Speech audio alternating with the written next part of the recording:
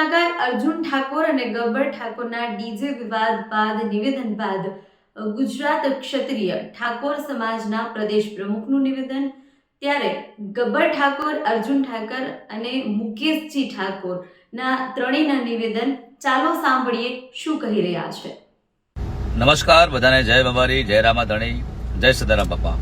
મિત્રો, હાલમાં સોશિયલ મીડિયામાં ચાલી રહ્યું છે કે ગબ્બર ઠાકોરે અને અર્જુન ઠાકોરે જે આપણે ઠાકોર સમાજમાં જે બંધારણ થયું હતું એમનો નિયમનું ઉલ્લંઘન કર્યું છે. તો મિત્રો, તમે બધા જે આપણે જે 16 નિયમોનું બંધારણ થયું છે એમની પોસ્ટ હું તમને આ વિડીયોમાં મૂકું છું, તમે બધા વાંચી લેજો. આપણે 16 જે નિયમ બનાવ્યા એમાંથી એક પણ નિયમનું આપણે ઉલ્લંઘન નથી કર્યું, અને તમે થોડું ધ્યાનથી વાંચી અને જોજો તમારું શું કેવું થાય છે.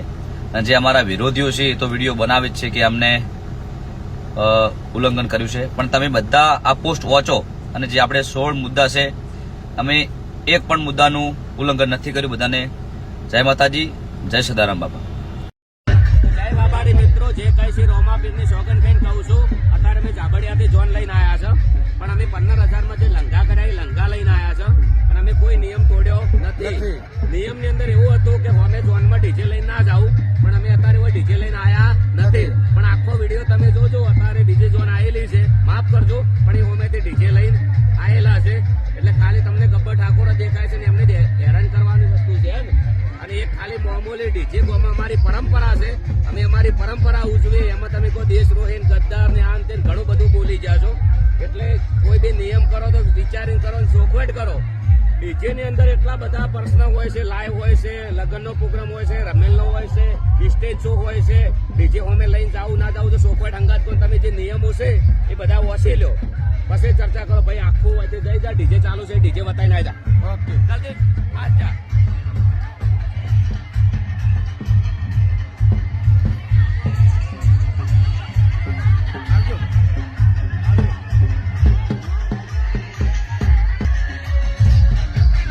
ભાઈ જાબડિયાથી જોન આવી છે, વગન ડીજે આવી છે, અને બીજી જોન આવેલી છે, ડીજે લઈને આવેલા છે. જો તો બીજો વિરોધ જાબડિયાનો જ કેમ, વિરોધ ગબ્બરભાઈનો જ કેમ, બીજાનો કેમ નહીં?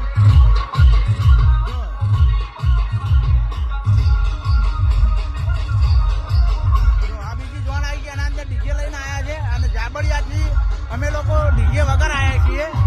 જે 15,000 અંદર પેલા પીપોળા વાળા કરેલા છે એ છે. અમે વગર ડીજે આવ્યા છીએ ને જોન આવી તો ગબ્બરભાઈનો જ કેમ વિરોધ? ગબ્બર ઠાકોરનો જ વિરોધ કરવાનો. બીજું કોઈ સુધી સમાજમાં ગબ્બર ઠાકોર એટલા જ દેખાય છે. તમને જોયેલા લાઈવ પુરાવો આ ડીજે ચાલુ છે.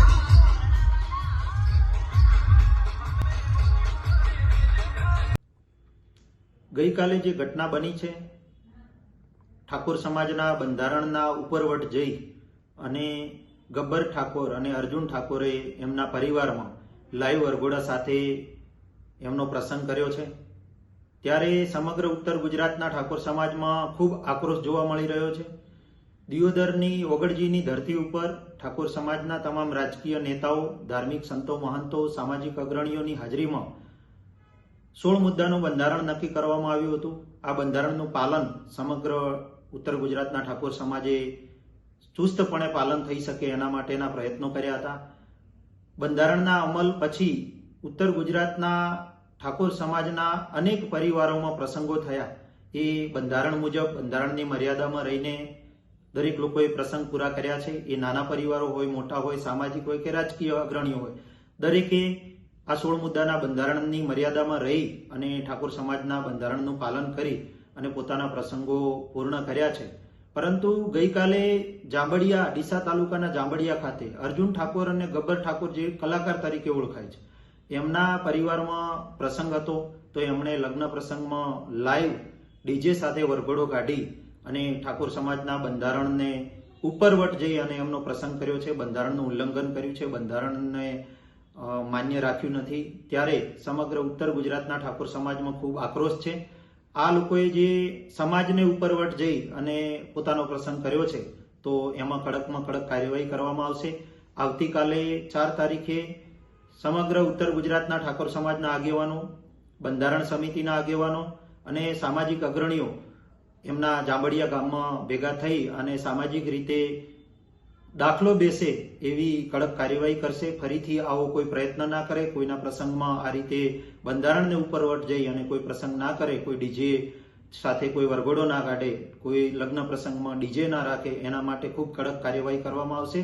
અનેક લોકોની માગણી હતી કે લગ્ન પ્રસંગોમાં ડીજે ચાલુ રાખવામાં આવે, પણ 26મી જાન્યુઆરી રાત્રે ઠાકોર સમાજનું મહાસંમેલન થયું. એમાં સ્પષ્ટ સંદેશ આપી દેવામાં આવ્યો હતો કે ભાઈ બંધારણનો અમલ થઈ ચૂક્યો છે. 4 જાન્યુઆરી 2027ના દિવસે ફરી બંધારણના દિવસે સમગ્ર ઠાકોર સમાજ ભેગો થશે, ત્યારે સમાજના સલાહ સૂચન લઈ અને આગળનું કઈ રીતે કરવું એના નિર્ણય કરવામાં આવશે. પરંતુ હાલ પૂરતું ચુસ્તપણે ઠાકોર સમાજને આ બંધારણનું પાલન કરવાનું રહેશે, આવો સ્પષ્ટ સંદેશ આપવામાં આવ્યો હતો. છતાં પણ અર્જુન ઠાકોર અને ગબ્બર ઠાકોરે આ બંધારણનું ઉલ્લંઘન કર્યું છે, તો એમના વિરોધમાં કડકમાં કડક કાર્યવાહી થવી જ જોઈએ.